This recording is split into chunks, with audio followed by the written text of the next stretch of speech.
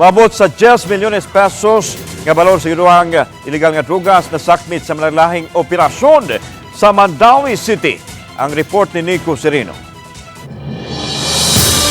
Nagbunga ang halos dungan nga operasyon kagabi sa managlahing unit sa Mandaue City Police Office. Sa Barangay Sentro, nadakpan sa taga-Drug Enforcement Unit ang 22 anyos nga lalaki nga giilang high-value individual. Muabot sa 400 grams sa gituhang shabu ang nakuha nga mobalor og 2.7 million pesos. Matud sa PNP, migawas ang iyangan sa unang mga operasyon. Previous po ng mga arrests sa Station 1 wherein usa siya sa mga contacts sa mga dati na nga dinakpan nato dito sa Police Station 1. So mauna nga i-projectan, i-surveillance. Samtang sa laing operasyon sa kapulisan ug PIDEA sa Barangay Subang Dako, usa ka 46 anyos nga inahan nga taga Talisay City ang nadakpan.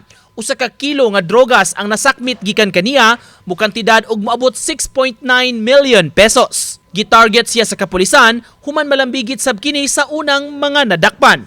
Gikasurpresa sa PNP ang volume sa drogas nga nakuha kaniya. Dako gyud ang nakuha kay ang iyang way sa iyang disposal panandaan na 5 kilos.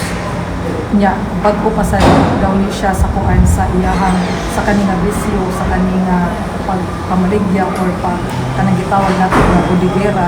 Nico Sereno, Balitang Bisdak.